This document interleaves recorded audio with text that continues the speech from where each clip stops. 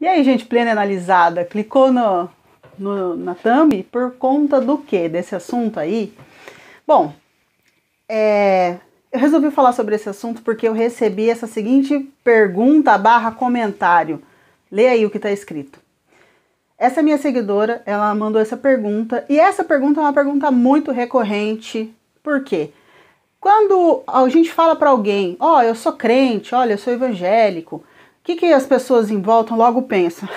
Olha lá, o otário dá dinheiro pro pastor. Ou quando alguém se converte ao cristianismo, o que a família, os amigos geralmente pensam? Olha lá, já vai lá com aquele pastor ladrão, porque pastor é tudo ladrão, porque vive tirando dinheiro do povo, vive do dinheiro do povo.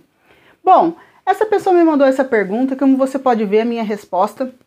O problema das pessoas em relação ao dízimo não é em relação ao dízimo, na verdade, mas o problema delas é em relação à escassez que essa pessoa tem. Veja bem, eu, sem conhecer direito essa pessoa que me mandou essa pergunta e conhecendo outros casos de outras pessoas que têm problema com esse assunto, eu posso dizer com firmeza e com certeza, essas pessoas elas têm muita dificuldade em ativar a própria identidade delas. Elas não entenderam quem é Deus e qual é o papel de Deus e qual é a essência de Deus. E elas têm muito problema com paternidade.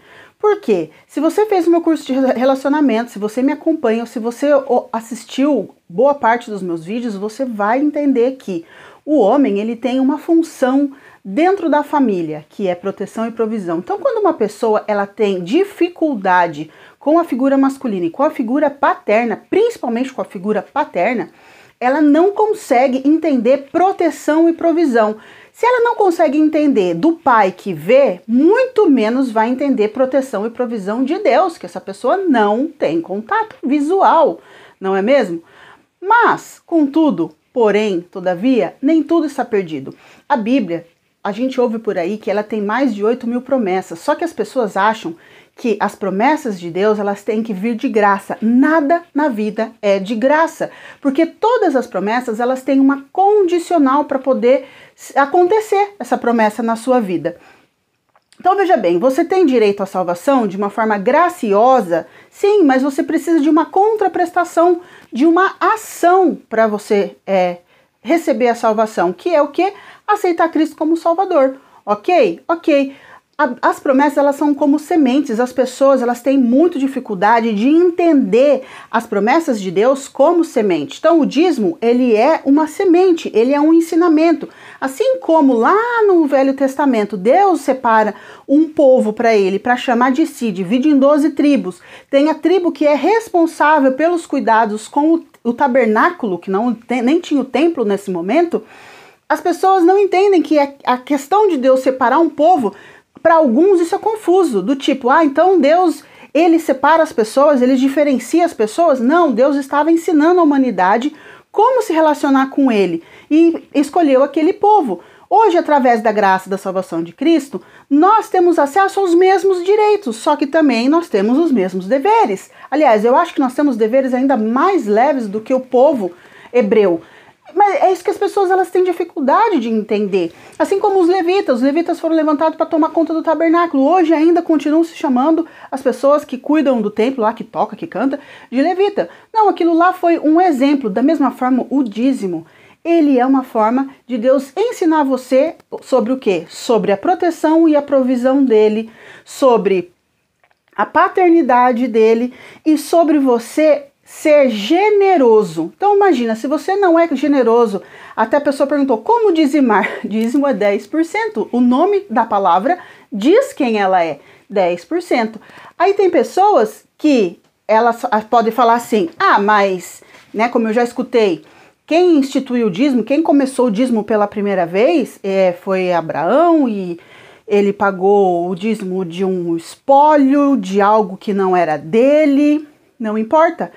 A questão do dízimo, ela é um ensinamento. Aí, a Bíblia mesmo diz que para quem dizima, existe uma promessa de proteção da vida financeira. Só que tem pessoas no mundo aí, do business, vamos dizer assim, Bill Gates, Angelina Jolie, fala o nome de um grande milionário aí, ou pessoas muito influentes. todas elas obedecem o princípio do dízimo, que é dar de forma generosa, e ela vai receber uma contraprestação disso daí. Entenderam? Então, quando a pessoa ela tem medo de dizimar, isso mostra o problema que ela tem em relação a ser escassa. Porque ela tem medo que falte. Veja bem, você tem 90% daquilo que você ganhou para gastar, para utilizar, e ela tem medo de dar uma pequena parte. E quando a gente fala de Bill Gates, de Angelina Jolie, esses caras eles não dão 10%, eles dão muito mais do que isso. Então o crente e as pessoas que estão de fora, elas têm muita dificuldade pelo testemunho que você dá, pelo testemunho que a igreja dá em relação a dízimo. E eu já tive experiência de pessoas que estão na igreja, tá tudo lindo e maravilhoso, ela devolve o dízimo e ela chegou e falou assim, eu acho que esse negócio de dízimo só funciona para fulano, ciclano e beltrano, porque na minha vida não funciona. Porque a pessoa, ela usa o dízimo de uma forma religiosa. Como? Então é uma moeda de troca com Deus. Quando isso passa a ser uma moeda de troca, entra no processo religioso, porque qual que é o lance da religiosidade aqui? Por que as pessoas se tornam religiosas?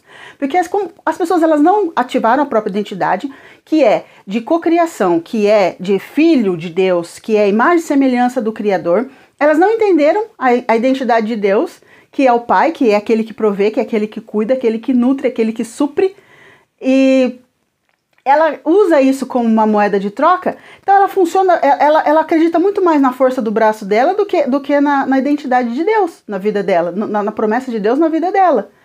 E aí essa pessoa, ela espera que Deus seja um cara que tá com uma lista, ele tá assim, com um caderninho, uma lista de um monte de pecados e de cagadas que você pode fazer.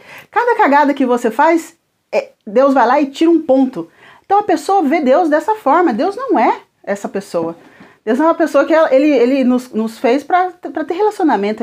Ele nos fez como filhos dele. Então quando a pessoa não enxerga isso e vê como uma obrigação, sim, o dízimo passa a ser um fardo, passa a ser um problema na vida da pessoa e ela não consegue colher. Por quê? Deus dá as sementes. Sementes são o quê? Todas as promessas que existem na Bíblia são sementes para você, em qualquer área. Em qualquer área.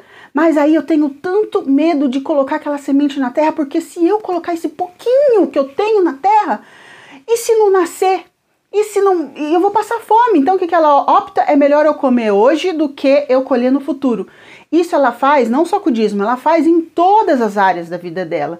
Por quê? Porque o problema dela é o quê? Falta de identidade, identidade não ativada e a tal da escassez. Então, a minha resposta para você, querida, é: busque se conhecer, abandona a religiosidade, larga o medo. A Bíblia fala, principalmente no Novo Testamento, vai lá em Apocalipse, o medo não tem que fazer parte de nós. Se nós olhamos para Deus e entendemos a paternidade de Deus, não tem medo. O verdadeiro amor lança fora todo medo. Isso está escrito já. E você está o quê? Com medo de perder. Perder o quê? Você está com medo de perder o quê? Então, ativa a sua identidade. Vá se conhecer e vai conhecer a Deus como Ele realmente é.